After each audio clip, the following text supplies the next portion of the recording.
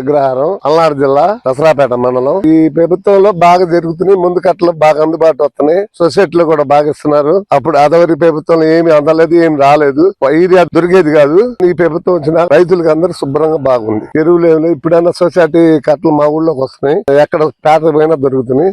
మరి ఎరువులకి ఇబ్బంది లేకుండా డోకా లేకుండా దొరుకుతున్నాయి. గత ప్రభుత్వంలో మీకు ఎలా ఏమన్నా ఇబ్బందులు కలిగాయి? ఈ ప్రభుత్వం వచ్చినాక 7 నెలల్లో ఎలాంటి?